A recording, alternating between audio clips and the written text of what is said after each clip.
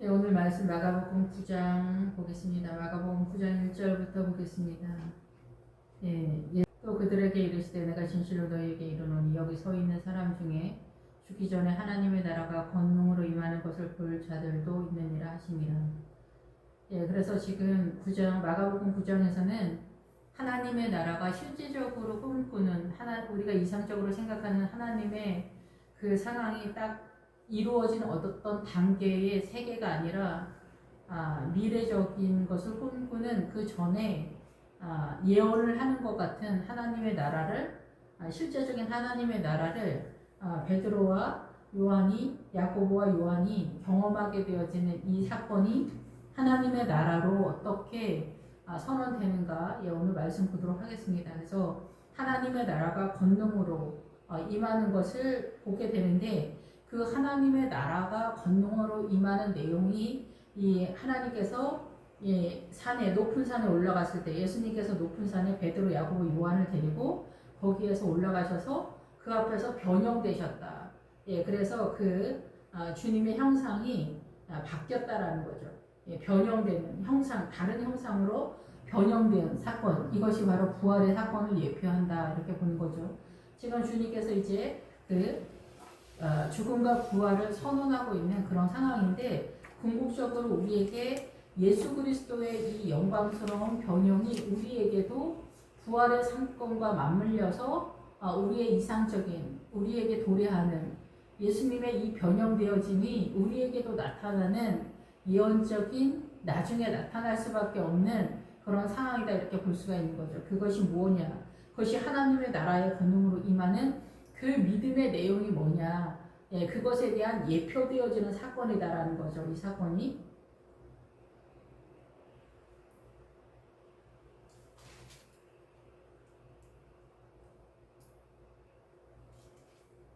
그래서 엿새 후에 예수님께서 베드로와 야고보와 요한을 데리시고 늘 말씀을 드리지만 베드로는 예수님하고 그 크기만 틀린 내용과 본질적인 거에서 똑같은 페트라가 페트로스가 되어지는 유형을 말하는 거고 야고보는 야곱의 믿음을 따라가는 성도들을 말하는 거고 요한은 그 야곱의 믿음을 따라가는 성도들의 그 구원의 길을 요한 하나님의 은혜로 세워진 세력이기 때문에 이 요한의 세력은 이방인을 상징하면서 하나님의 나라를 구원의 길을 가는 천국의 길을 가는 그 성도들의 그 은혜를 선언한다 이렇게 볼 수가 있습니다. 그래서 베드로와 야고보와 요한은 제자들의 그 12제자 중에서 대표성도 띠지만은 실제적으로 구원의 노선에 있어서 가장 크게 대표되는 신앙 유형이다 이렇게 볼 수가 있는 거죠. 그래서 우리가 이제 육안으로 그래서 인식이 될 수 있는 모형은 이스라엘 야곱이죠. 야곱의 구원의 여정이 어떻게 흘러가고 있는가가 이해하는 것이 가장 중요하다 이렇게 볼 수가 있는데 그 야곱의 유형을 이해하지 못하면은 실제적으로 야곱의 믿음을 세우는 것이 불가능하겠죠. 야곱의 그 믿음의 구원의 여정이 어떻게 흘러가는지 우리가 알지 못한다면은 그렇기 때문에 창세기에서 야곱의 믿음의 여정을 이해하는 게 중요하겠다 이렇게 볼 수가 있습니다. 이런데 따로 높은 산에 올라가셔서 그들 앞에서 변형이 되셨다.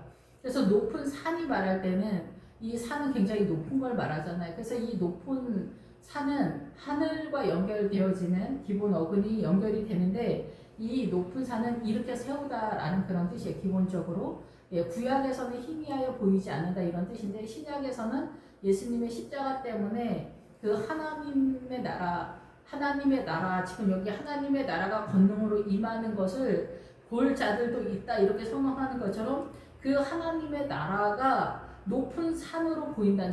높다라는 거. 산처럼 높은데 그 하늘에 속한 그 산으로 표현되어지는 하나님의 나라의 그 세계관이 여기 올라갔다는 거. 산으로 올라갔다. 그래서 이 베드로와 야고보와 요한이 믿음의 그 상태에 예수님 때문에 유입돼서 같이 산에 이른 상태다라는 거죠. 이 순간적으로 여기에서는. 그래서 높은 산에 올라가셨더니 그들 앞에 변형되었다. 일반적인 산이 아니라 굉장히 높은 산이라고 딱 이렇게 선언이 됐잖아요. 그래서 예루살렘도 산이라고 표현하는 거예요. 예루살렘. 그래서 이 가나안의 7족속도 다 산악지대에 있다 이렇게 선언하는 거예요. 왜냐하면은 우리의 일반적인 사단의 문화권의 사단의 문화권의 이 사고에서 이해하지 못하는 경지에 있다라는 거죠. 그래서 예수님의 십자가를 통해서 가나안의 7족속을 요단강 넘어 쳐들어가게 됐을 때 거기서 사단이 이 사단의 문화권에서 사단 나라에서 어떻게 우리를 선악과에서 선의 개념으로 우리를 미혹시키는 이 문화 전통의 가치관, 사상과 이념인가 이런 것들을 고발하게 되는 것에 대한 고발이 여호수아를 통해서 선언이 되고 있는데 그 높은 산에 올라갔잖아요. 지금 예수님과 베드로, 야고보와 요한. 그래서 베드로와 야고보와 요한의 신앙을 갖고 있는 성도들과 제자들과 예수님만이 이 높은 산에 이르는 상황이 된다는 거죠. 그래서 이 베드로와 야고보와 요한의 신앙을 갖고 있는 자들이 이 훗날에도 이 그 변화산이라고 우리가 보통 이러죠. 이 높은 산을 변화산에 올라간 그 상태의 부활의 신앙에 동참하게 되어지는 상황이 된다 이렇게 보는 거죠. 그래서 여기서 이 변화산은 높은 산, 이 높은 산을 우리가 일컬어 변화산이다 이렇게 선언을 하잖아요. 일컬어 말할 때. 그래서 여기는 되게 높은 산이에요. 이 믿음의 내용을 아는 거는 굉장히 어려워요. 이 믿음의 내용을 아는 그 시대가 지금 되었다라고 이해를 하는 거예요. 저는 이 본문 말씀에서. 그런데 여기에서는 윤곽을 잡아준다 이런 뜻이 초막셋을 짓는다 할 때 그 초막의 뜻이 뭐죠? 윤곽, 그림자를 잡아준다 예요. 윤곽을 잡아주는 그 상황에 여기서 예수님의 십자가 때문에 믿음이 이제 진입되어지는 그런 상황에서 지금 2000년이 지나면서 주님께서 말세가 오게 되면은 그때 어때요? 하나님의 나라가 새로운 하나님의 나라의 꿈꾸는 이상적인 어떤 하나님의 나라의 권능의 세계가 임하는 시대가 온다는 거예요. 그거가 지금이 아니냐는 거죠. 예수님이 휴거 재림에서 오신다. 그것을 말하는 게 아니에요. 그 재림에서 오실 수밖에 없는 믿음을 이해하는 경지가 이 높은 산, 이 하나님의 나라의 권능으로 임하는 그 믿음의 내용을 이해하는 성도들이 이제 세워지는 시대다. 이런 얘기라고 이해가 됩니다. 그래서 그 옷이 강체가 나며 세상에서 빨래하는 자가 그렇게 희귀할 수 없을 만큼 매우 희어졌더라. 이 얘기는 뭐냐면은 우리가 흰옷을 입는다라고 이렇게 얘기하잖아요. 그래서 우리가 흰옷을 입는데 이 흰옷을 입는 거는 어느 순간에 뭐 구원의 확신이나 아니면은 하나님을 경험하고 뭐 그래서 한꺼번에 팍 임하는 진짜 놀라운 흰옷 입는 상황이 아닌 제가 이 이야기는 이 인생 전체 속에서 이 흰옷이 세워져 가는 거예요. 이 흰옷이. 우리가 뭐 옷 하나를 금방 만들어가지고 이렇게 사가지고 그냥 입는 게 아니라 이 옷이 우리의 믿음의 수준에 따라서 점점점 변형된다 해야 되나? 우리의 옷이 뭐예요? 그리스도의 옷을 입어라 그러잖아요. 그래서 옷은 존재를 얘기해. 존재. 그러니까 피 묻은 옷이 곧 말씀이다. 계시록으로 19장이 나와 있잖아요. 그래서 예수 그리스도의 십자가를 이해하는 것이 피 묻은 옷을 입은 거예요. 그 전 단계가 흰옷이라고 볼 수가 있겠죠. 그러면 그 흰옷을 입는 것은 뭐냐면 예수님의 십자가로 내가 예수님을 믿으면은 법정적으로는 칭의가 선언된다고 하지만 실제적인 수준에서 우리가 흰옷을 입는 단계는 보다 더 인생 속에서 세워져가는 복음의 비밀을 세력화하는 것이 굉장히 중요하다 이렇게 볼 수가 있습니다. 그런 의미에서 여기서 그 옷의 강체, 빛나는 빛의 세력과 세상에서 빨래하는 자가 어떤 회개를 통해서도 그 하나님의 나라의 그 거룩함과 그 하나님의 나라의 그 거룩함, 말로 설명할 수 없는 그 흰 세력이 공의의 세력이 공의가 바로 예수 그리스도의 십자가잖아요. 하나님의 한 의가 나타났다가 바로 예수님의 십자가, 예수님이잖아요. 예수님의 그 세력이 희귀할 수 없을 만큼 매우 희어졌더라. 예수님이 그 희귀하는 것에 대한 본체시기 때문에 이 본체로 주님이 변형이 됐다라는 거죠. 트랜스폼이 됐다고 해야 되나? 이것이 우리가 영광의 몸이 되고 부활체다. 부활체. 그래서 우리가 예수님을 만나게 되면은 휴거가 되는 상황이든 간에 아니면은 그 믿음의 경지가 그렇게 올라가는 이 여기서 변화산에서 높은 산에 오르는 그 믿음의 내용을 이렇게 이 습득하게 되어진 예수님에 의해서 세워지는 그 단계가 되면은 결국은 그 믿음의 내용이 결국은 이 변형되어지는 이 세상에서 빨래해서 희귀할 수 없는 그 세력만큼의 그 세력이 이 높은 산의 믿음의 내용을 이해하게 되어진 세력이 되면은 이 상태가 된다 이렇게 볼 수가 있겠죠. 세상의 어떤 에너지로가 아니라 예수님에 의한 세움의 원리가 그래서 믿음은 그래서 구약이나 신약이나 산이라는 단어가 굉장히 많이 나오게 되는 거예요. 그래서 산은 믿음을 계속해서 세워 올라가는 거예요. 그래서 이 평지서부터 올라가거든요. 평지서부터 언덕에서 산으로 올라가는. 그래서 아모리 족속 7족속이 어디 있어? 산악지대에 있잖아요. 특별히 아모리 족속과 이제 그 헷족속 이런 족속들이 다 산악지대에 있어서 공격을 못했다래. 이런 것들은 이 십자가가 오기 전에는 공격해 들어가기에 우리가 너무나 역부족이다라는 거죠. 그래서 십자가가 오고 나서는 왜 가능한가? 십자가가 오고 나서 왜 가능한가? 그거는 예수님의 십자가를 통한 성령님의 에너지로 전투를 하기 때문에 우리는 동참만 할 뿐이지 전쟁의 이 아말렉의 전투에서 여호수아가 전쟁을 이끌잖아요. 그런 것처럼 예수 그리스도의 영이 성령의 영이 전쟁을 하기 때문에 실제적으로는 우리가 싸우는 게 아니에요. 그래서 믿음이 세워져가는 복음의 비밀을 들어가면은 그 믿음이 어떻게 자라는지 우리는 잘 알지 못하지만 주님이 우리를 세우는 것들을 경험하게 되고 있죠. 이 영적 전쟁 하시는 분들은 이에 엘리야가 모세와 함께 그들에게 나타나 예수와 더불어 말하거늘 여기에서 엘리야가 주체가 되는 것 같아요. 엘리야가 나타나서 그 모세와 그들에게 나타나 예수와 더불어 말한다. 그래서 엘리야가 나타나는데 모세와 함께. 그래서 여기서 이렇게 분위기를 보면은 엘리야가 역동적으로 움직이는데 모세와 함께. 그러니까 엘리야가 역동적으로 움직이는데 모세가 뭐라고 그랬어요? 모세가 율법을 상징하잖아요. 그리고 모세는 물에서 건진 아이기 때문에 늘 말씀을 드리지만 이 백성과 무리와 열국의 방언이라 그랬잖아요. 물의 세력은 음녀가 앉아있는 물은 백성과 무리와 열국의 방언이라고 선언이 되어 있잖아요. 계시록 17장에. 그래서 물이 뭔가를 분명히 알아야 돼요. 물을 모르면 얘기는 전혀 안 된다라고 볼 수가 있어요. 그 물이 뭐냐? 사단의 이 사망의 물줄기가 있어요. 사망의 물줄기. 우리가 존재하는 거는 이 사단의 사망의 물줄기로 먹고 마시고 호흡을 하거든요. 그런데 그것을 간파하는 세력이 율법이라는 거죠. 근데 그 율법을 간파하는데 이 율법으로는 약하다 그랬잖아요. 그래서 이 율법을 완전케 하러 오신 예수 그리스도가 십자가로 죄 문제를 해결하시고 성령, 하교스 푸뉴마가 이 사단의 그 부정한 영을 대적하는 세력으로 등장하는 거예요. 그래서 오늘의 설교는 우리가 기본적으로 이해하기가 좀 어려울 수도 있어요. 근데 오늘 본문 내용이 사실상 어려운 문제이긴 해요. 그래서 기초를 깐다 이게요. 엘리야가 기초를 깐다. 엘리야가 해서 예수님이 오기 전에 이 밑에 기초를 깐다는 거. 그 기초가 뭐냐? 이 모세 율법을 가지고 이 엘리야가 이 예수님을 완전히 이해할 수 있는 그 베이스를 깐다라는 얘기예요. 엘리야가.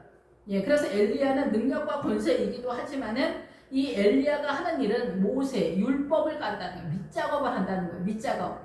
그래서 역사적인 그 상황으로 이해할 때는 이 엘리야가 모세의 율법을 가지고 밑작업을 하는 게 이 지금까지가 아니냐 저는 그렇게 생각해요. 2차 세계대전까지 이 엘리야가 율법을 가지고 이 밑작업을 한 그런 상황이고 이것에 대한 내용은 이제 초막에서 다시 말씀을 드릴 텐데 그래서 이 그 2차 세계대전까지 이 전 세계에 그 양반쌍놈이 있었는데 그때 갑자기 복음을 경험한 나라들이 양반쌍놈이 무너져 내리는 그런 상황이 됐고 남자와 여자와 사람들이 다 평등한 것 같은 상황이 딱 벌어지면서 사단이 발빠르게 평등을 들고 나왔어요. 공산당으로 사상과 이념으로. 그래서 이 하나님의 나라의 복음을 희석시키는 것으로 눈높이에 맞춰서 사단이 공격해 들어오는 그런 시대에 지금까지 우리가 살고 있는 그런 상황이라는 거죠.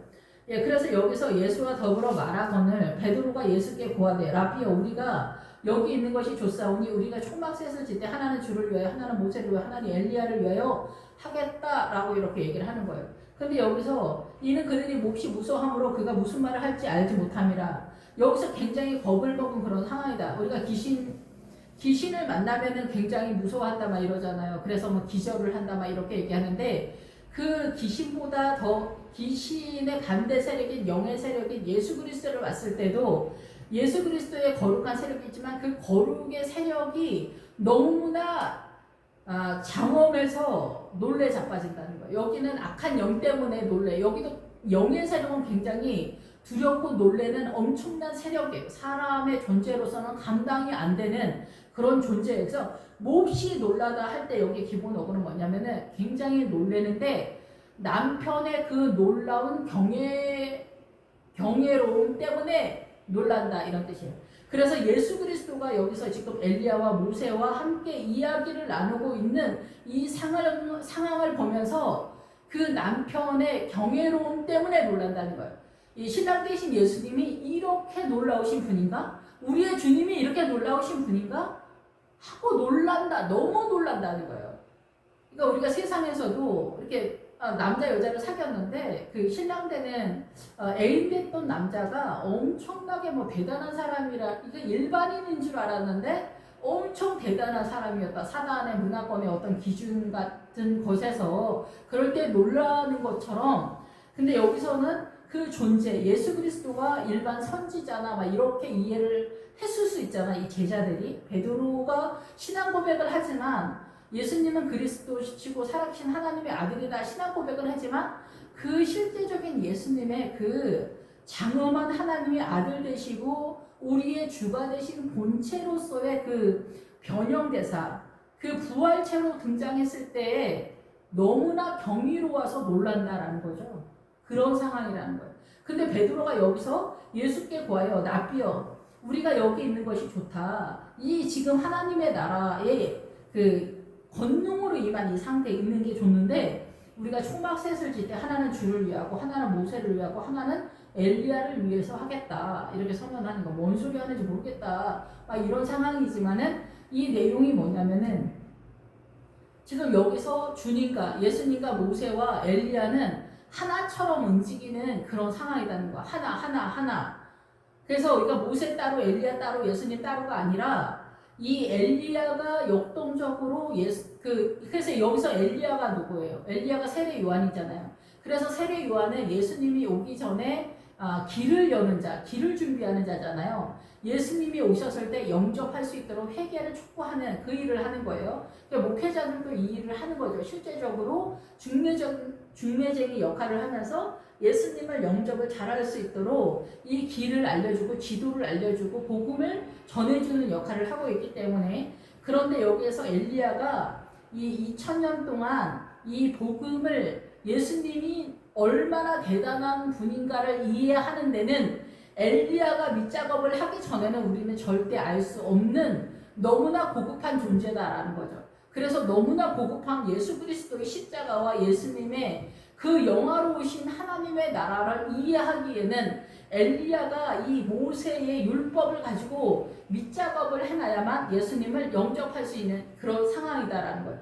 그래서 이 모세와 엘리야, 이 모세는 뭐예요? 율법이잖아요. 말씀이잖아요. 그래서 이 신약에서는 이 말씀이 곧 예수님이라, 성경이 곧 예수님이라, 율법이 곧 나라고 주님 그러시잖아요. 성경과 율법이 곧 나라고 주님 그러시잖아요. 그래서 이 엘리야가 이 모세의 율법을 가지고 이 밑작업을 하는 거예요. 그래서 이스라엘이 이 성경을 세운 자들이잖아요. 이거를 세운 이들과 이 엘리야가 예수님을 영접하는 이방인까지 동원해서 다 이제 전 세계가 예수님을 영접하는데 무리가 없도록 그 작업을 한다는 거예요. 그것이 초막이라는 뜻이 초막이 나올 때는 원래 뭐 장막이나 이렇게 이해할 수 있을 것 같지만 여기에서 초막은 뭐냐면은 구약에서의 초막과는 약간 차이가 있습니다. 그래서 기본적으로 우리가 뭐 텐트다 이렇게 해석을 하지만은 이 초막의 뜻은 단어가 두 개가 이제 모여서 이제 된 단어인데, 첫 번째는 무슨 단어냐면은 이게 이 초막의 단어가 우리가 발셉을 할 때 거기에서 강한 자를 먼저 잡은 다음에 그래야 그 안에 있는 세간을 잡아온다 이렇게 얘기하거든요. 강한 자를 잡아야 그 안에 세간을 그 세간을 노량물을 할 수 있다 이렇게 하잖아요. 그 노량물이에요. 그 노량물. 그 노량물이 뭐냐면은 여기서 그릇이나 도구나 장비나 뭐 이런 것도 있지만은 남편에게 내조를 잘하는 부인이라는 뜻이 들어가요. 그래서 이거는 뭐냐면은 우리가 선악과를 따먹고 나서 그 벌로다. 그 창세기에서는 벌이라고 표현됐지만 우리가 선악과를 따먹고 나서 사단의 통치권에 들어오면 이 사단의 통치권 속에 들어오면은 그 사단의 통치권으로 나타나는 게 뭐냐면은 이 여자가 남자의 수하에 들어가는 게 벌이라는 거고 이 사단의 문화권의 죄의 유형이 가장 근본적인 게 뭐냐면은 남존여비라는 거예요. 남존여비. 남자가 대접 먹고 여자가 그 수하에 들어간 거. 이것의 확장판이 양반쌍용이에요. 이것의 확장판이 양반쌍용. 그래서 남자가 대접 먹고 여자가 수하에 들어간 이것의 가장 근본적인 본질적인 게 뭐냐면은 그 차별이에요. 차별이고 무시하고 업신여기고 사랑하지 못하는 구조적인 이 구조화가 딱 잡힌 거예요. 남존여비가. 그게 사단의 통치권에 들어오면서 남존여비가 딱 잡히면서 양반 쌍놈이나 이런 모든 거 배운 사람 못 배운 사람 있는 사람 없는 사람 뭐 이런 것이 쫙 번져가는 거예요. 우리 사고 속에 이게 가장 이 안쪽에 본질적인 문제로 남존여비의 사상이 딱 있는 거예요. 이것이 초막색에 들어간 거예요. 이것에 대한 형상, 이것에 대한 다른 단어로 뭐가 있냐면은 그림자 윤곽을 예시한다는 거예요. 실책이나 전조를 의미하는 어둠으로서. 그래서 이 초막을 지는데 이 초막, 이것을 구하러 왔다 이게요. 이것을 구하러 왔다. 이것에 관계된 모든 전반적인 신앙관을 주님이 구하러 왔다. 이 얘기를 하는 거예요. 그 바알세불에서 노량물, 강한 자가 누구예요? 사단을 장악했을 때 예수님이 그 강한 자 사단이 가지고 있는 노량물을 가지고 들어가는 그게 뭐냐면은 남존여비다라는 거죠. 그것을 통해서 전 세계에 인종차별이나 이런 모든 것들이 번져가잖아요. 양반싸움이나 이런 모든 것들. 복음이 들어가지 않은 나라는 아직도 그 구약의 시스템 그대로 흘러가고 있잖아요. 그런데 복음을 경험한 나라는 이 양반싸움은 파괴가 됐다고 어느 정도 이렇게 드러났다고 볼 수가 있어요. 윤곽이 잡혔다고 볼 수가 있지만은 그런데 그 안에 들어가면 남존여비는 아직도 살아있다 이렇게 볼 수가 있죠. 대한민국도 아직도 남존여비가 살아있다. 남자 중심으로 시대 교제로 돌아가고 있잖아요. 그래서 여자나 남자나 우리가 생각하는 평등의 개념이 아니라 훨씬 더 고급한 하나님의 나라가 창세기에서 선언되고 있지만 지금은 그걸 다 할 수는 없는 거고 본질적인 것은 뭐냐면은 이게 죄다라는 거예요. 여기서 사람이 서로 사랑할 수 없도록 번져나가는 이 독극물을 남존여비에서 독극물을 뿌렸다는 거죠. 이것이 번져나가는 그 모든 것이 인종차별이나 양반쌍놈이나 배운 사람 못 배운 사람 가진 사람 뭐 없는 사람 뭐 이런 아시안이나 뭐 이런 백인이나 흑인이나 이런 모든 것들. 그래서 키 큰 사람 키 작은 사람 오만 세세하고 디테일한 데까지 우리의 사고가 다 그렇게 작동을 하는 거예요. 그래서 절대 사랑할 수 없는 그런 구조로 번져나가는 거예요. 그것에 대해서 회복의 의미로서 이 실책과 전조를 의미하는 어둠으로 윤곽과 예시를 선언한다라는 거죠. 그래서 그 베드로와 야고보와 요한이 예수님을 경험하면서 십자가를 통해서 2000년 전에 이 상황이 지금 씨앗이 그럼 예수님의 십자가를 통해서 이거를 잡는 선악과를 먹으면서 사단의 통치권 속에 들어오는 이 세력을 잡는 십자가의 세력 선악과를 먹기 전 상태 남자와 여자 그 상태로 돌아가는 회복하는 그 세력으로서 예수님이 십자가를 세웠다라는 거죠. 십자가를 세웠다. 그것의 씨앗이 2000년 전에 십자가를 통해서 이 변화산에서 이 베드로와 야고보와 요한을 통해서 주님이 예표를 하고 있는 그런 상황이다. 이 그림자의 윤곽을 잡아준다. 그래서 이 주님이 오신 그 죄의 종으로 있었던 우리의 죄가 뭐냐? 가장 근원적인 죄는 남존여비다. 이게 남존여비. 예, 그것을 잡으러 오셨다라는 거죠. 예. 그래서 예수님의 통치권 속에 들어가면은 남존여비가 사라지는데 그 남존여비가 사라지는데 시간이 굉장히 오래 걸린다는 거예요. 시간이 오래 걸렸다. 2000년이 걸렸다. 그래서 이 2차 세계대전이 끝나면서 무너져 내리는 그런 상황이 됐다라는 거죠.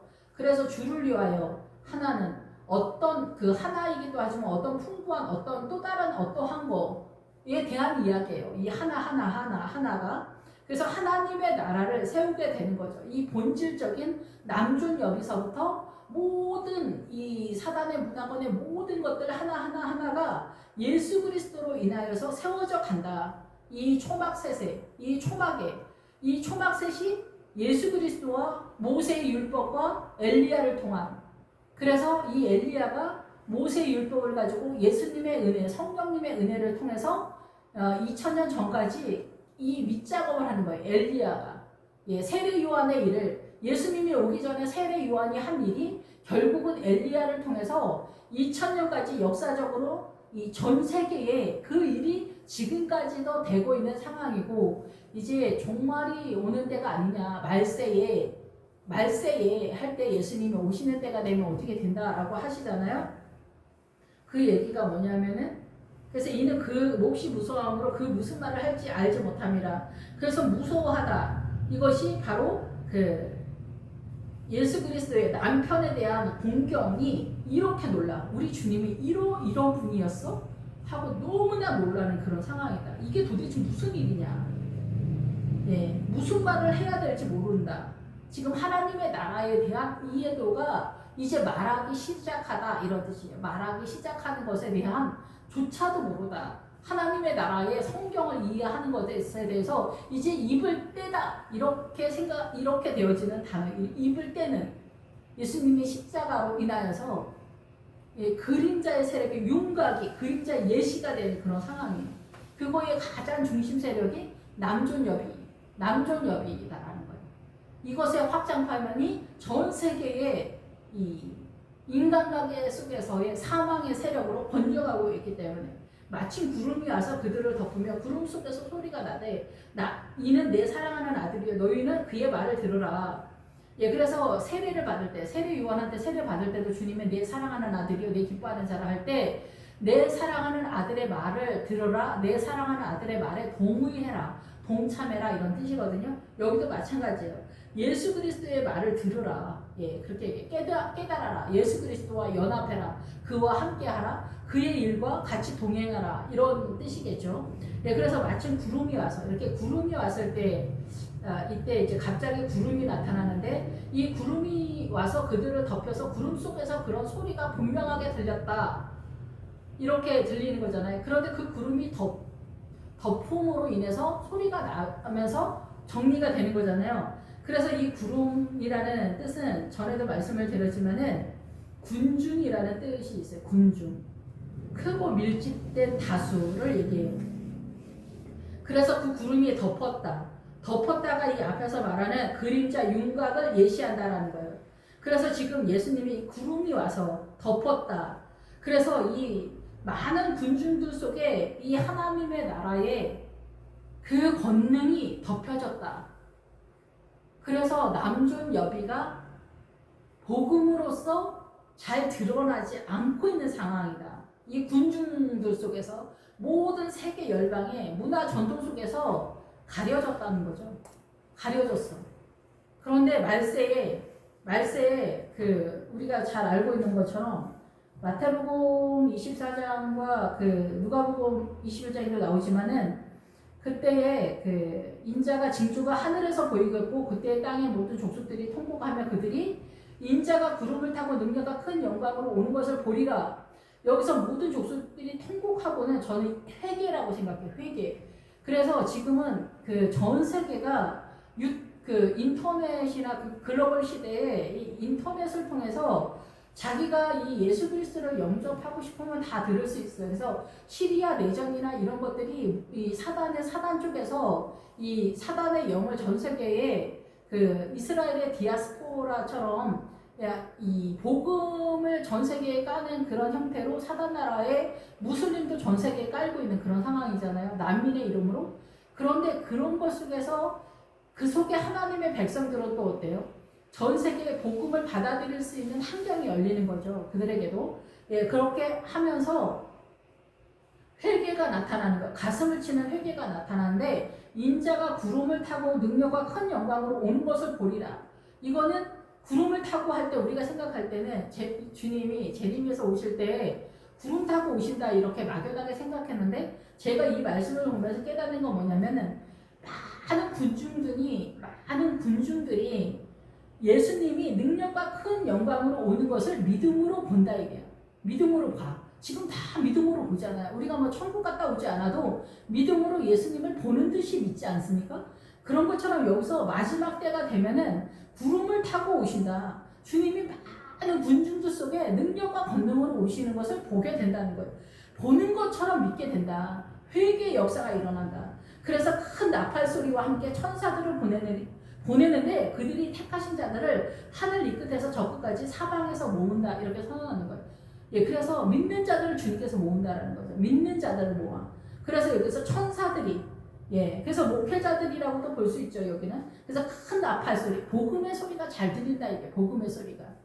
예, 그래서 우리가 정말 신앙을 가지면은 믿음에 더 탄력을 받아서 주님을 향해서 더 빨리 뛸 수 있어요. 그러나 개인의 종물도 마찬가지로 예, 지난 시간에 말씀드렸지만은 그 여름이 오면 추수기를 지난 그 수확이거든요. 그래서 인생의 7, 80이 되면은 추수기가 지난 거잖아요. 내 인생이 검증이 다 끝났기 때문에 결국은 7, 80이 되면은 내가 예수님을 만나는 여름이 되는 거예요. 개인의 종말이나 예수님이 오시는 역사적 종말이나 내용은 동일하기 때문에 그러나 종말적 신앙을 가졌을 때는 더 탄력을 받아서 우리가 수확을 하려고 하는 그것이 있다는 거예요. 그래서 이 종말론적인 그 휴거의 믿음을 갖고자 하면은 이리 뛰고 저리 뛰고 하지 말고 내 삶 가운데 주님의 뜻을 맞추세요. 그 좁은 길에 맞추세요. 그러면은 주님이 알려줄 거예요. 너는 이거에 순종해라. 이거 순종해라. 주일학교 교수해라. 성가대 해라. 아니면 여전도 회장을 해라. 뭐 여전도 회원의 이 일을 여전도 회장을 도와라. 이런 것들이 감동으로 일어날 때 그런 일들을 순종하고 너 헌금을 해라. 성경 헌금을 이렇게 해라. 이런 감동이 올 때 그런 것들을 어려울지라도 해내가면은 그런 중에 믿음이 세워져 가고 자식들 속썩이고 이럴 때도 어떻게 해야 되냐 주님 어떻게 해야 됩니까? 십자가 밑에 엎드리라고. 그렇게 되면 주님이 깨닫게 해주시고 오늘 하루의 분량 내일의 또 하루의 분량을 그날 알려주실 거예요. 감동을 주고 깨닫게 하면 그것을 순종하면서 나가면은 그 휴거의 믿음으로 가는 거고 인생의 추수기가 됐을 때 7, 80이 됐을 때 그 세베대의 아들 12제자 중에서 세베대의 아들 거의 때 그 세베대 우리의 그 결혼 지참금이 준비가 되어지는 그런 상황이 된다는 거기에서 견디다 인내하다라는 단어가 그 결혼 지참금이라는 단어 속에 들어가 있다는 거예요. 그럼 누구나 이 좁은 길 생명을 얻고 이 수확물을 얻어서 이 주님 앞에 결혼 지참금이 믿음인 거예요. 나 구원의 확신이 믿음이 아닌 거예요. 예, 그런 사람이 천국 가는 경우도 혹간 있긴 있어요. 10,000명 중에 1명 있을까 말까. 거기에다가 내 믿음을 걸면 위험한 거예요. 위험해.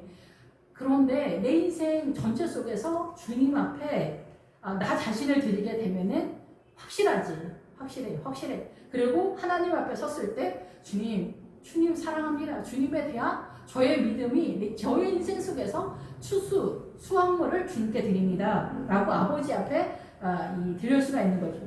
그래서 누가복음 21장에 가면은 그래서 똑같이 그 구름을 타고 오신다 그러잖아요. 그래서 구름을 타고 능력과 큰 영광으로 사람들이 인자가 구름을 타고 능력과 큰 영광으로 오는 것을 보리라. 그래서 사람들이 구름대 같이 주님이 능력과 권능으로 오는 것을 믿음으로 보게 된다. 이런 일이 되기를 시작하거든. 여기 이런 일이 되기를 시작하거든요. 여기 지금 주님이 오신다라고 선언한 게 아니에요. 주님이 오시는 날은 여기 밑에 여름이 싹이 나면 너희가 보고 여름에 가까운 줄을 자연이 안 하는 이 뒤에 한참 더 내려가야 돼. 이런 일이 되기를 시작하거든. 일어나 머리를 들어라. 속량이 가까웠다는 거예요. 네 머리 생각해라. 이 사고의 영역 속에 제사함의 은혜가 왔다. 이게 본격적인 제사함의 은혜가 왔다.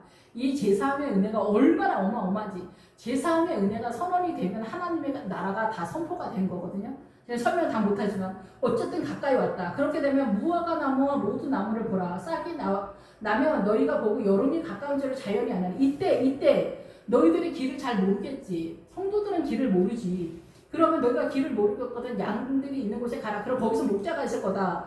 그거하고 같은 맥락으로 무화과 나무. 이렇게 되면 무화과 나무와 모두 나무를 보라. 그 무화과 나무는 참 크리스찬이면서 레위인이 이 무화과 나무에 속하잖아. 이스라엘 크리스찬들이 무화과 나무에 속하고, 살구나무는 어때? 레위인이 속하지 않아요? 백양나무, 잣나무 이런 거는 어때요? 레바논에서 오잖아요. 그래서 어때요? 하나님의 나라에서 오는 거. 목회자들을 상징한다고 보죠. 정상적인 목회자들. 그래서 모든 나무를 보라. 믿음 좋은 사람들이 뭐라고 이 복음에 대해서 선언하고 있는지 귀를 기울이라는 거예요. 그러면 싹이 나면 너희가 보고 여름이 가까운 줄을 자연히 아나니. 여름이 뭐냐면은 가열되다라는 거예요. 가열이 돼. 그래서 이 여름이 되면은 주님이 오는 때라고 그래요. 수수기를 지나는 그 지점인 거예요. 그러니까 주님이 오는 때가 여름이라는 거예요. 그때가 뭐냐? 그때가 구름이 덮는다. 여기서 이제 구름이 덮는다라는 거는 많은 성도들이 믿음이 너무 이제 중풍병자에 있을 때 문 앞에서 이 사람들이 많았다. 그래서 이 문 앞에 있는 그 믿음의 초보 단계에 있는 성도들이 보다 더 높은 변화산의 믿음의 세계를 이해하지 못하고 이 교회 공동체 문 앞에서 길을 막는다는 거예요. 신앙관이 너무. 그래서 지금도 마찬가지예요. 그래서 뭐라 그래요? 해가 어두워지고 달이 빛을 내지 않으면 별들이 하늘에서 떨어지면 하늘의 권능들이 흔들려. 하늘의 권능이 왜 흔들려? 이 목회자들의 신앙관이 추락된다는 거예요. 무엇 때문에? 해가 어두워지고 달이 핏빛이 되는 것은 뭐냐면은 사단의 문화권의 선의 가치관의 일반적인 사고관으로 추락한다라는 거예요. 그래서 생명의 세력이 상실되는 거예요. 복음의 사단의 문화권의 선의 개념으로 미혹해서 들어오는 세력이 보이지 않는다는 거죠.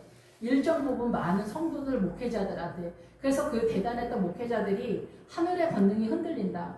그러니까 복음이 일반화됐다는 거예요. 일반 사람들의 선의 개념으로 추락됐다. 일반인. 그래서 새 예루살렘 성에 일반인의 상식적인 사고를 갖고 있는 사람은 이 새 예루살렘에 못 들어갑니다.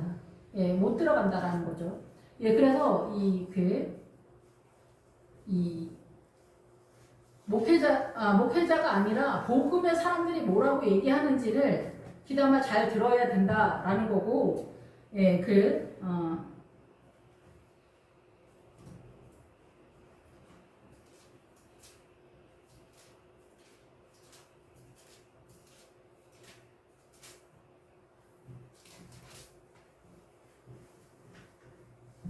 구름이 와서 그들을 덮음에 구름 속에서 소리가 나되.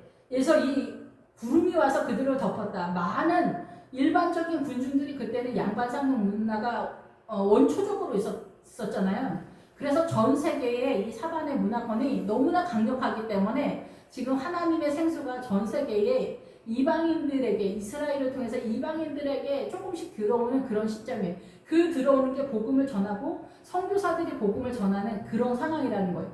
그래서 복음이 들어가는 그런 상황에서 이 구름이 그들을 덮었다라는 거예요. 일반 백성들이 이 그림자, 예시가 됐다는 거예요. 그리고 이 복음이 그림자 상황에서 크게 벗어나지 못했다라는 거죠. 근데 전 세계에 약하긴 하지만 복음이 전 세계 어디다 도는 그런 상황이 되니까 2차 세계대전이 끝나는 즈음에는 어때요? 양반 쌍놈이 무너져 내릴 정도로 이게 죄구나. 양반 쌍놈이 죄구나. 이런 것들이 무너져 내리는 그런 상황이 되는 거죠. 그래서 모든 열방의 기본기가 정말 끝난 거예요. 2차 제가 이해하고 깨닫기는 그래요. 그래서 지금 여기서 주님이 말씀하시는 변화 사건은 씨앗이 지금 땅에 떨어지는 사건이라고 볼 수가 있죠. 그래서 이것이 이제 싹이 나고 자라는 그런 상황에서 기본기가 엘리야를 통해서 율법을 통해서 전 세계에 복음이 한 바퀴 도는 그런 상황이 됐을 때 양반 쌍놈이 무너지면서 남존여비가 외형적인은 사라지는데 내용적인 면에서 근본적인 것은 아직 살아있죠. 그래서 아직도 인종차별이나 이런 것들이 다 살아있고 남존여비도 있죠. 그런데 이 복음이 완전해지면은 남존여비, 인종차별, 그리고 전 세계에 예수님의 십자가가 쫙 잡는 그런 상황인데, 그렇게 되는 것의 마지막 믿음의 하이라이트인 예수님의 십자가 변화산에서 나타났던 그 변형되어지는 그 부활의 실체의 믿음의 세력이 이제 사람들에게 기본기를 깔았던 그 세력의 믿음에 이제 들어오는 거예요. 십자가가 들어오는 시대가 됐다, 지금은. 그래서 예수님이 구름을 타고, 그래서 여기는 구름이 덮었잖아요. 그때는 전 세계에 다 양발상lem이 있어서 사단의 세력이 사람들이 덮고 있었어. 사단의 문화권이 전 세계에 너무 장악돼 있어가지고 복음이 뭐 숨도 못 쉬어. 지금 이제 싹이 이제 씨 뿌리는 상황이니까. 그런데 지금은 똑같은 상황인데 모든 군중이 구름이 와서 그들을 덮었는데 모든 군중 사이에서 어때? 능력과 권능으로 와. 모든 사람한테 이제는 복음이 기초적으로 쫙 깔렸어. 그래서 이제 세례 요한의 사명이 끝나고 엘리야의 사명이 끝난 거예요. 지금 2000년대는. 그래서 예수님의 십자가가 드러나는 시대가 됐다. 이미 십자가는 2000년 전에 있었는데 십자가의 믿음이 지금 드러난다. 그것이 진짜 세력이 지금 세워진다. 많은 사람들이 구름을 타고 오는 걸 본다는 거예요. 많은 사람들이 이 구름을 타고 군중이 예수님의 능력과 권세를 보는 거예요. 그 십자가를 보는 거예요. 십자가가 뭔가? 이 사단의 문화권이 다 사단으로 인해서 장악되었는데 이제 예수님만이 생명이구나. 예수님만이 능력이구나. 예수님만이 전부구나. 이것이 실제적으로 강력하게 일어난다는 거예요. 그것에 대한 이해도가 변화산에서 예수님이 부활자로 변형되는 것처럼 우리의 믿음이 그렇게 변형되는 그런 시대가 왔다. 그래서 구름이 와서 그들을 덮음에 여기에서는 지금 덮였다니까요. 이 군중들 속에 덮였다. 세계 열방에 덮였다. 그래서 문득 둘러보니 아무도 보이지 않냐고 오직 예수와 자기들 뿐이라. 현실이 이렇다는 거죠. 현실. 근데 지금은 어때요? 이 복음이 전 세계에 돌면서 엘리야의 사명이 끝나는 즈음에 십자가가 살아나는 거예요. 십자가가. 능력과 권세로. 예, 오직 예수 그리스도가 우리의 통치자구나. 세례를 받을 때 이미 하늘이 갈라졌다 그랬잖아요. 사단의 통치권에서 예수님을 영접하는 자에게 예수 그리스도의 통치권이 주님이 꿈꾸는 그 변화상, 부활의 신앙이 진짜 드러나는 그런 상황이 됐다. 그래서 그들이 산에서 내려올 때 예수께서 경고하시되 인자가 죽은 자 가운데서 살아날 때까지 본 것을 아무에게도 이르지 말아라. 이게 십자가 사건이 일어나기 전에 말해도 뭐 알아듣지도 못하지만은 말할 필요가 없다라는 거죠. 이 얘기가. 십자가 사건이 일어나고 나서 이 이야기를 했을 때 이것이 실질적으로 나타나는 이거는 예표고 씨앗이고 이 씨앗을 예표했을 때 그 열매가 일어났을 때 그때 씨앗이었구나 이걸 알잖아요. 그 열매의 때가 지금이라는 거죠. 그들이 이 말씀을 마치 마음에 두며 서로 문의하되 죽은 자 가운데서 살아나는 것이 무엇이냐. 이들도 지금 이 부활이 뭔지 모르는 거예요. 부활을 경험해 본 적이 없기 때문에. 그래서 우리도 이 부활이 뭐냐. 이 사단의 문화권에서 예수님의 그 나라가 권능으로 임하는 그 부활의 신앙의 내용을 오직 예수구나. 이 세상의 모든 문화, 전통, 사상, 백성과 무리와 열국의 방언들, 이 세상 모든 문화, 전통, 사상과 이념이 다 사단의 문화권이구나. 사단이 완전히 장악되어 있구나. 먹고 마시고 호흡하는 게 다 사단 나라에서 우리가 이렇게 완벽하게 장악되어 있구나. 북한 탈북자들 얘기 들어보면은 우리가 지금 북한 사람들처럼 완전히 이 사단 나라에 그렇게 장악됐다. 북한이 전 세계에서 가장 못 살고 가장 자유가 없는 나라라고 주님이 그랬대잖아요. 가장 불쌍한 백성이라고. 근데 어이없게 북한 사람들 뭐라 해요? 이 세상에서 가장 행복한 나라가 자기네 나라라고 생각한다. 그렇게 생각하고 왔었다라고 하잖아요. 모든 삶의 디테일한 데까지. 근데 그들은 자기네가 어떻게 사상과 이념 속에서 이 미혹을 돼서 살아왔는지 탈북을 해서 여기까지 왔어도 잘 몰라요, 사실은. 복음이 아니면 모르는 거예요. 복음이 아니면 몰라. 그냥 우리 너무 숨막히고 답답해서 자유를 찾아왔다. 이렇게 먹을 것이 없어서 왔다. 또 먹고 살만한 사람들은 자유를 찾아왔다. 이렇게 얘기하는데 그 사람들은 또 자기네가 북한에서 잘 살았었다, 먹고 살만 했었다, 막 이런 얘기를 하거든요. 북한에서는 먹고 살만 했었고, 이렇게 권세가 있었고, 대학을 나왔고 이러면은 죄예요, 죄. 일반 백성들도 다 이 공산당 사상과 이념에 찌들어 있어요. 본인들이 몰라. 그리고 북한에서 태어난 게 죄다 이렇게 생각을 하거든요. 이게 판단하고 정지하는 게 아니에요. 그게 아니라 사단의 문화권에 무슬림만큼이나 무슬림 나라 사람들 물어보세요. 무슬림으로 완전히 장악되어 있잖아요. 그거하고 똑같다고요. 북한도 공산당 사상과 이념으로 꽉 차 있다고.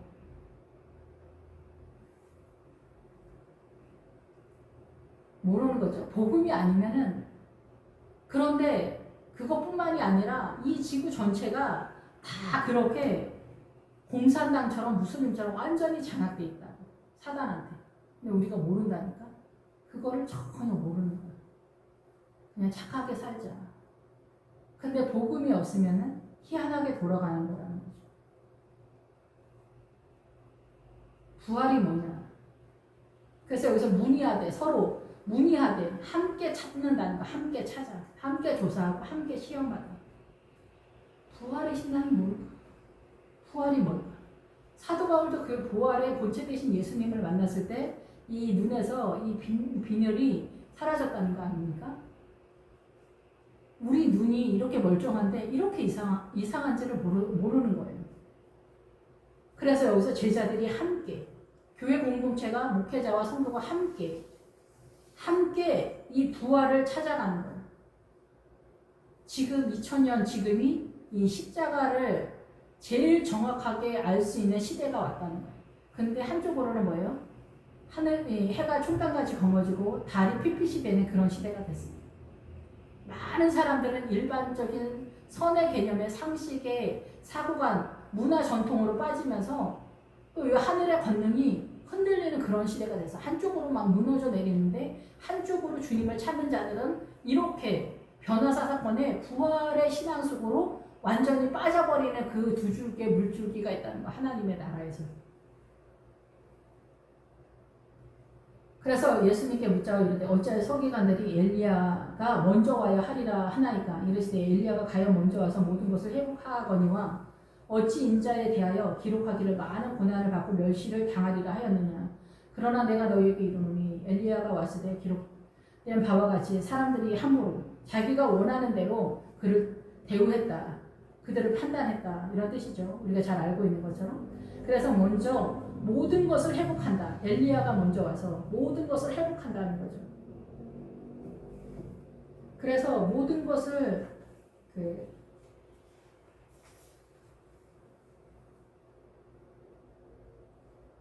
회복하는데 이전 상태로 건강이나 가정이나 기구나 다시 구성해서 이전 상태로 회복하다. 선악과를 따먹기 전 상태로 회복시켜주는 그런 상태, 분리를 시켜버린다. 아래에 두다. 영원히. 예, 그래서 이 하나님의 나라를 세우는 것에 대한 밑작업을 하는 거죠. 밑작업을. 이 엘리야가 밑작업을 하고 예수 그리스도께서 오셔서 율법으로 할 수 없었던 것을 율법을 베이스로 한, 엘리야가 베이스로 깔아난 기초를 깔아놓은 그 모든 것에 예수님께서 그 기초가 이 십자가를 통해서 모든 것이 다 살아나게 하는 거예요. 믿음의 법으로 창세기 1장 1절서부터 계시록 끝장 끝절까지 예수님의 십자가가 이 엘리야가 기초석을 깔아놓은 거에서 다 살아나도록 믿음의 법으로 해서 부활체가 되도록 한다는 거예요. 그래서 예수님께서 고난을 받고, 이 고난을 받고는 십자가 사건이지만 여기 파도라는 뜻이 있어요. 임상을 경험하는 거예요. 임상 실험하다 이러잖아요. 그래서 우리가 의학적으로 환자가 질병 치료나 의학적으로 연구를 위하여 직접 병상에 임하는, 체험하는 것처럼 예수님이 임상을 체험하게 되죠. 십자가를 통해서 우리의 고난, 우리의 죄로 인한 고난을 직접 체험을 하게 되죠.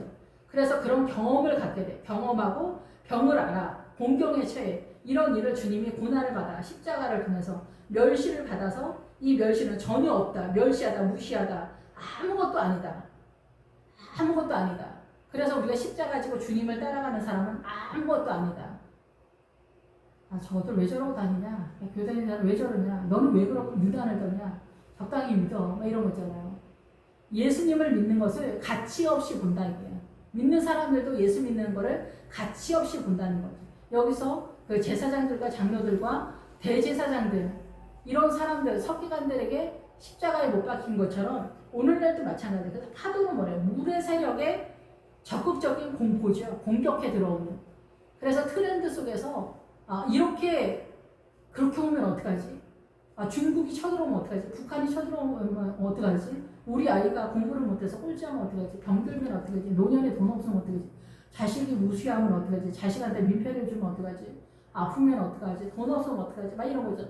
이런 것들이 우리의 사고 속에서 실제적으로도 그렇지만 파도가 쳐오는 것처럼 무섭다라는 거죠. 이러한 모든 것들을 주님이 경험하면서 십자가로 다 해결해 놓으시고 이제 우리가 믿음 안에서 예수님의 부활의 세력 속으로 들어가는 그런 시대가 됐다라는 것입니다. 네, 기도하겠습니다. 할렐루야. 주님 감사합니다. 주님 영광 받아 주시옵소서. 엘리야의 시대가 지나서 예수 그리스도의 시대 속에서 이 부활의 신앙을 경험하고 이 부활의 믿음의 권능을 세울 수 있도록 말씀을 깨닫고 주의 영을 통해서 세워가는 저희들 될 수 있도록 주님께서 인도하여 주시길 원합니다. 주님, 저희들은 무지하고 어리석사오니 오직 말씀을 통해서 굳건하게 세우셔서 하나님의 나라가 어린 양의 성전이 새 예루살렘 성전의 믿음을 세워주시길 원합니다. 예수님의 이름으로 기도했습니다. 아멘.